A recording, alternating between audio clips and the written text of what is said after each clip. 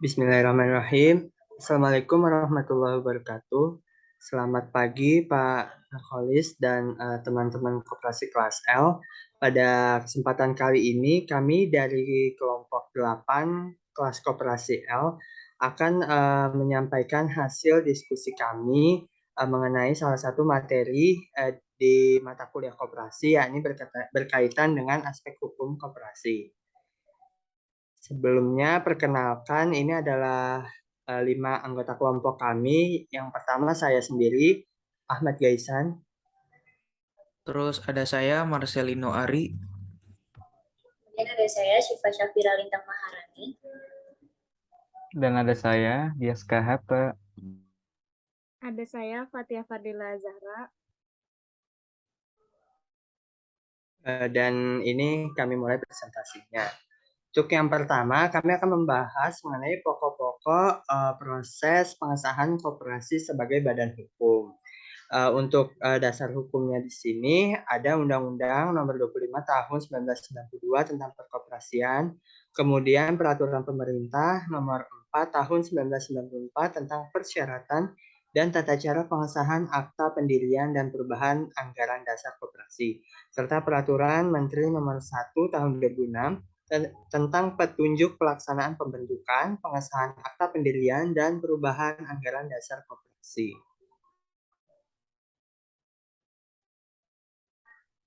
Nah, selanjutnya, koperasi ini sebaiknya dibentuk oleh sekelompok orang atau anggota masyarakat yang mempunyai kegiatan dan kepentingan ekonomi yang sama.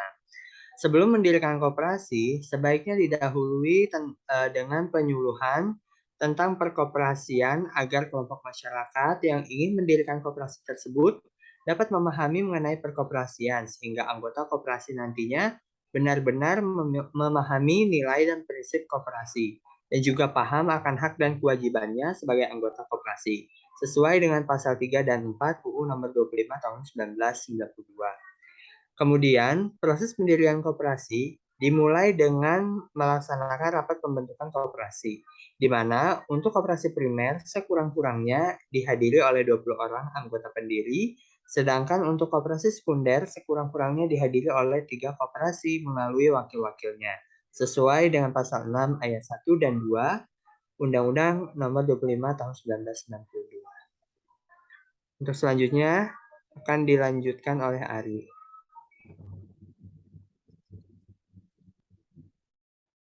Nah, ada pula rapat pembentukan koperasi.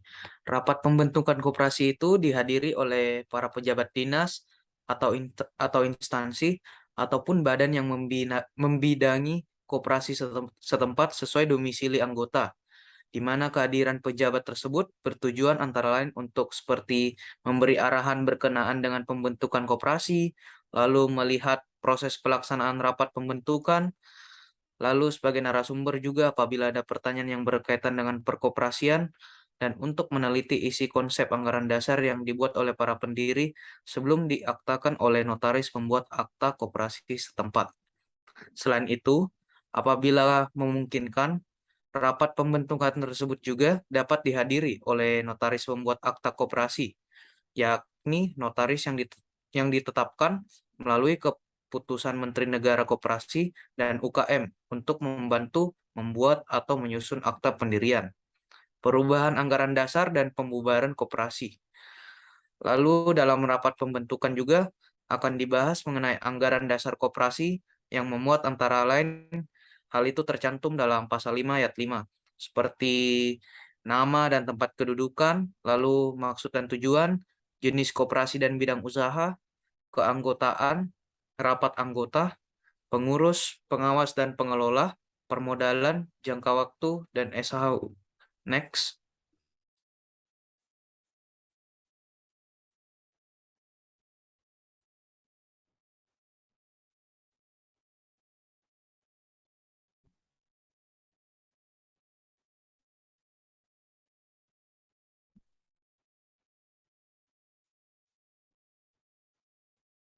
Pembuatan atau penyusunan akta pendirian koperasi tersebut juga dapat dibuat oleh para pendiri atau dibuat oleh notaris pembuat akta koperasi.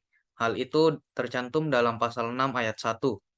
Selanjutnya, notaris atau kuasa pendiri juga mengajukan permohonan pengesahan secara tertulis kepada pejabat yang berwenang dengan dilampirkan. Hal itu terdapat dalam pasal 7 ayat 1. Yang pertama, lampirannya itu bisa berupa 2 rangkap salinan akta pendirian bermeterai, lalu ada juga data akta pendirian koperasi yang dibuat dan ditandatangani oleh pihak notaris, lalu surat bukti tersedianya modal yang jumlahnya sekurang-kurangnya sebesar simpanan pokok dan simpanan wajib yang tentu saja wajib dilunasi oleh para pendiri.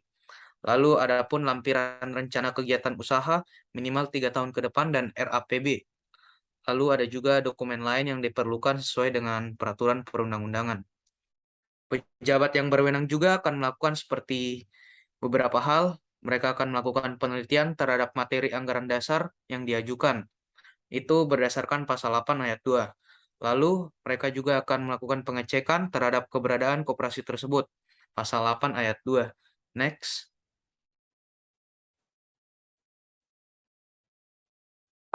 Lalu yang ketiga, apabila permohonan diterima, maka pengesahan selambat-lambatnya 3 bulan sejak berkas diterima secara lengkap. Hal itu tercantum dalam pasal 9 ayat 2. Jika permohonan ditolak, maka keputusan penolakan dan alasannya disampaikan kembali kepada kuasa pendiri paling lama 3 bulan sejak permohonan diajukan. Hal itu terdapat dalam pasal 12 ayat 1.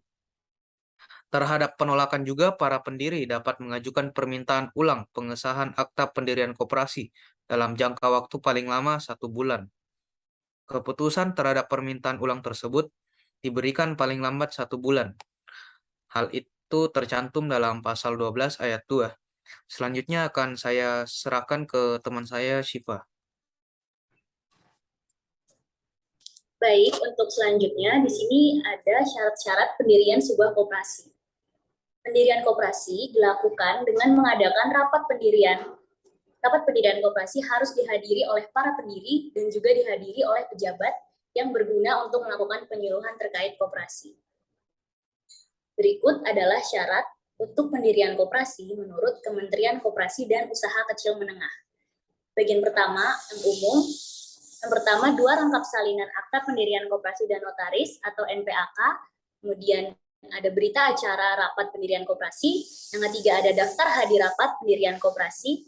Dan yang keempat, fotokopi KTP pendiri yang urutannya disesuaikan dengan daftar hadir agar mempermudah pada saat verifikasi. Oke, bisa next. Yang kelima, kuasa pendiri atau pengurus terpilih untuk mengurus pengesahan pembentukan koperasi. Yang keenam, surat bukti tersedianya modal yang jumlahnya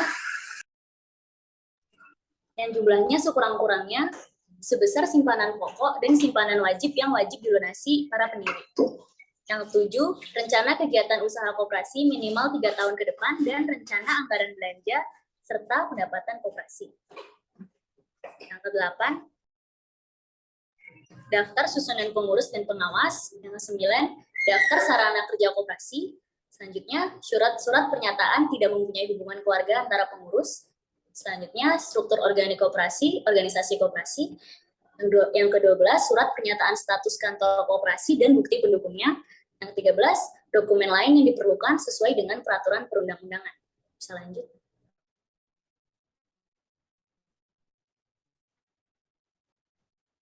Yang B, tambahan persyaratan pendirian koperasi apabila memiliki usaha unit simpan pinjam atau USP.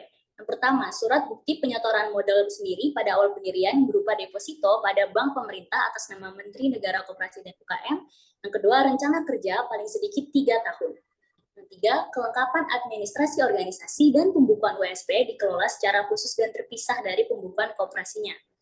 Yang keempat, nama dan riwayat hidup pengurus dan pengawas.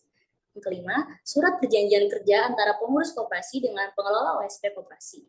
Yang keenam, nama dan riwayat hidup calon pengelola yang dilengkapi dengan bukti telah mengikuti pelatihan atau magang usaha simpan pinjam koperasi, surat keterangan berkelakuan baik, surat pernyataan tidak mempunyai hubungan keluarga sedarah dan semenda dengan pengurus dan pengawas surat pernyataan pengelola tentang kesediaannya untuk bekerja secara purna waktu. Selanjutnya akan dibacakan oleh teman saya.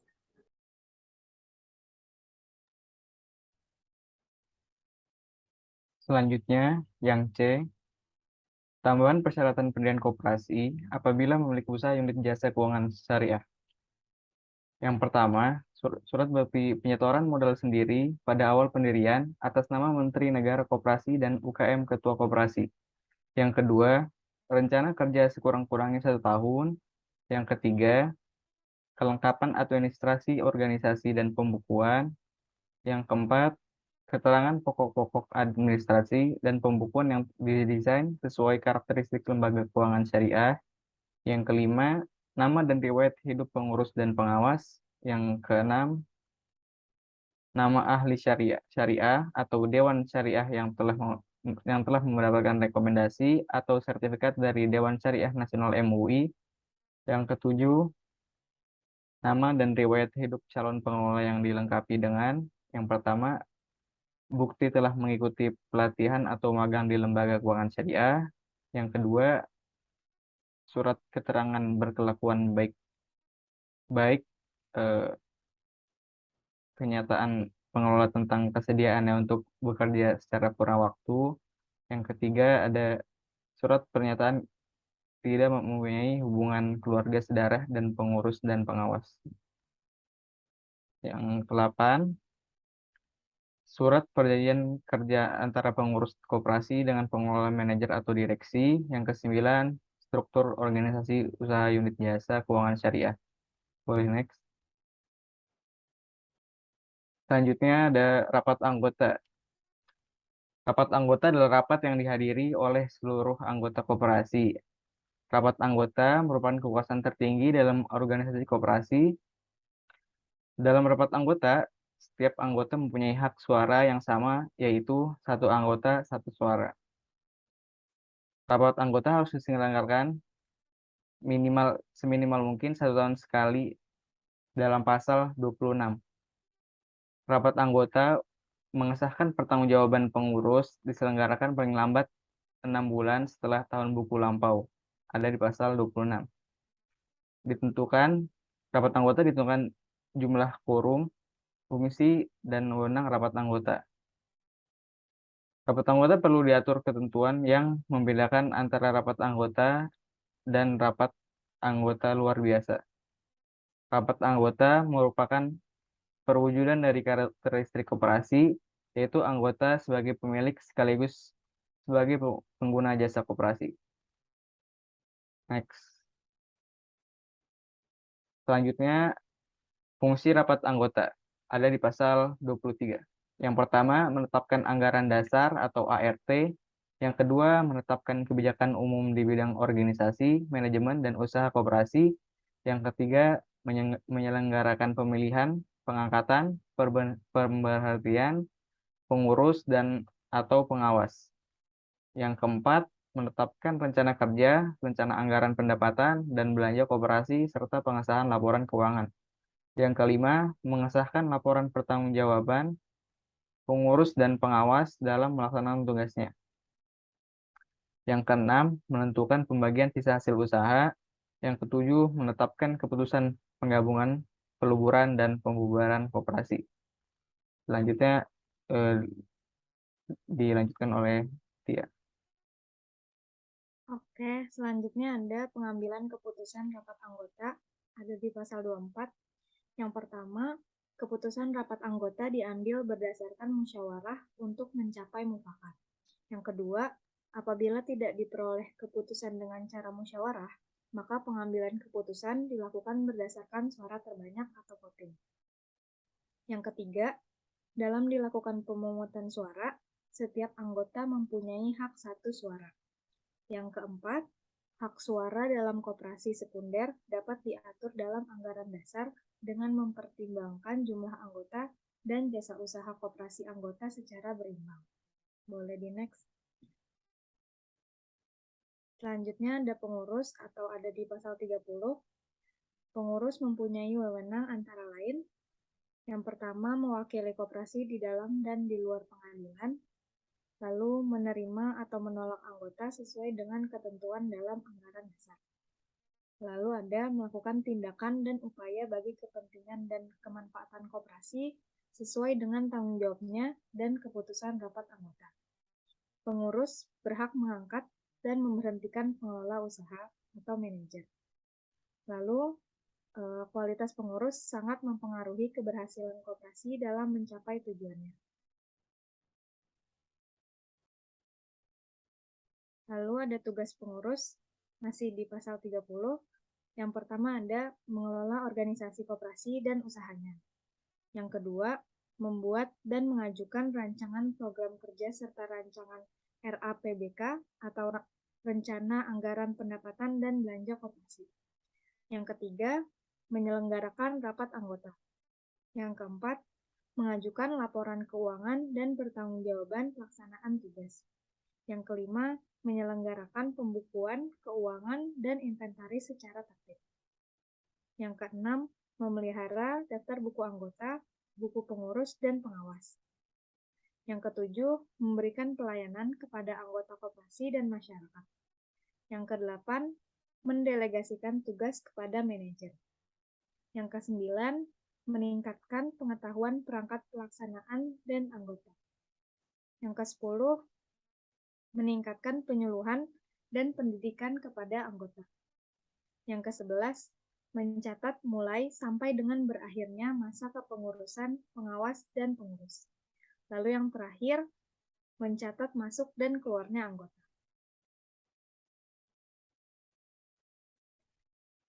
Saya rasa sudah cukup sekian presentasi dari kelompok 8.